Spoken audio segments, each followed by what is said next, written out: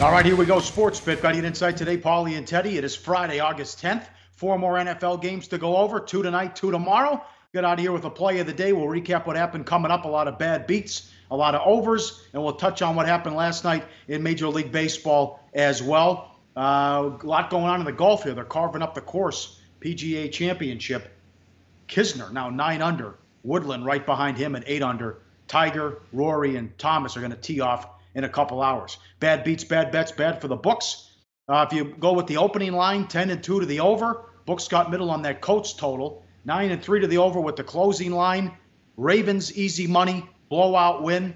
Pats somehow covered. That was 17-0 Redskins. That was a tough beat. And the Packers got the money as well as they went from pick 'em up to 2 in some spots. Yeah, I mean, when we talk about what we saw on the field last night, I'm just going to give some of my opinions about what I saw. Worst units, Seahawks offensive line was ugly against Seattle. And this has been a bad Seattle offensive line for years. I saw no signs of improvement last night in the loss to Indy.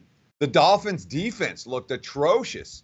Now, there wasn't much game planning, but no pass rush, no coverage in the secondary. Tampa, boom, boom, boom, down the field against the starters for Miami. Now, that's from the starting units.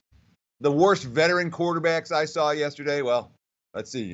Kevin Hogan for the Redskins was pretty ugly. The kid out of Stanford was missing open receivers. Let's just put it that way. Same story with Brock Osweiler for the Dolphins. Guess what? He's been bad everywhere he's played. That hasn't changed, even against backups in Miami. But big night for over bettors, big night for dog bettors. The only favorite, as you mentioned, to cover easily was the Ravens, although the Pats and the Packers did get there. But we'll certainly talk about New England's win over Washington. We talk about the bad beats from last night. Browns look good. Mayfield looked good. Taylor looked good. Landry looked good. Now see if they bring in Dez Bryant.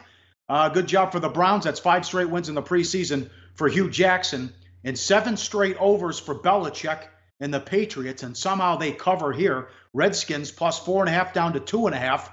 They led 17-0, didn't score the rest of the game. Still 17-3 in the third quarter. Then some turnovers, a big turnover late with Hogan, and somehow the Patriots win 26-17. What's Hoodie now? I mean 58 and 36 to the over. Mercy.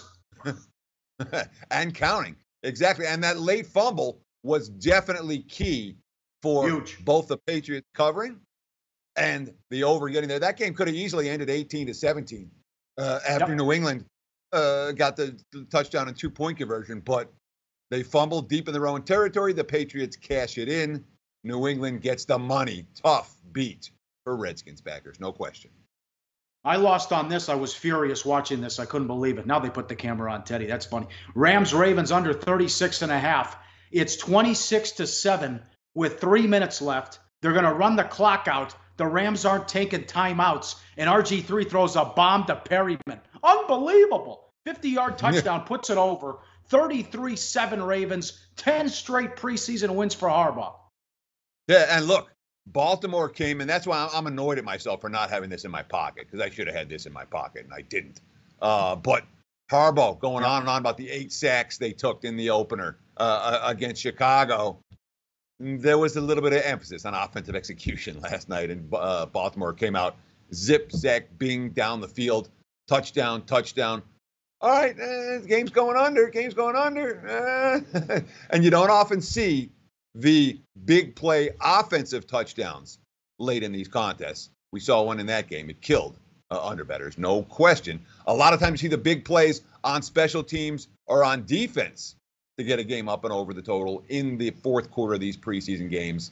Not often you see the bomb connect. We saw it last night with RG3. Love the Ravens quarterback rotations. Terrific. And the Rams with a no-show, didn't play anybody. Their only touchdown was set up on a long punt return. Rams offense was pathetic. Giants offense, other than the Barkley run, was awful. The only points coming off a Browns fumble deep in their own territory. Tough beat, the Bears, whether it was plus 2.5 or pick 'em. Plus 2.5 is really bad because Driscoll takes them 91 yards in 90 seconds with a couple minutes left. And then for whatever reason, the Bengals didn't go for 2. So it's sitting there on 3. Then the Bears missed a 50-yard field goal, 30-27 Cincinnati. Yeah, the field goal, no good for Chicago. Unfortunately, this one was in my pocket yesterday. But it's not like the Bears were a wrong side in that contest. The bottom line, though, they did not get the money, and they took a whole bunch of money. That was a pretty good result for the bookmakers. A little baseball. How about this? Brewers and under becomes Padres and over. 4-2 Milwaukee in the top of the ninth. Bullpen blows it. They give up a 6 spot. Friars win 8-4. Brewers were laying 180, 8.5 the total there. Again, this Rockies bullpen, unbelievable. Should have a 5-6 game lead. Just all the blown leads in the last week and a half, and just Wade Davis alone, who's now 1-6 with an ERA of 5 and change. Rockies plus 115 and under 11. 5-3 Rockies in the 8th. They lose as the Dodgers explode and win 8-5. Yeah, and remember when Colorado spent like $100 million on their bullpen? Right. This past offseason?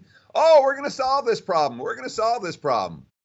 Clearly, it's still hard to pitch in Coors Field. And if you talk about Brewers and under, I mean, the Brewers' run line was cashing in the 9th inning. And then it goes walk, walk, walk, grand slam. Oops. Yeah. That's not what you want to see when you're holding an under ticket, you're holding a run line ticket, or you're holding a Milwaukee Brewers ticket. Obviously, tough beats if you played the dollar with the Brewers.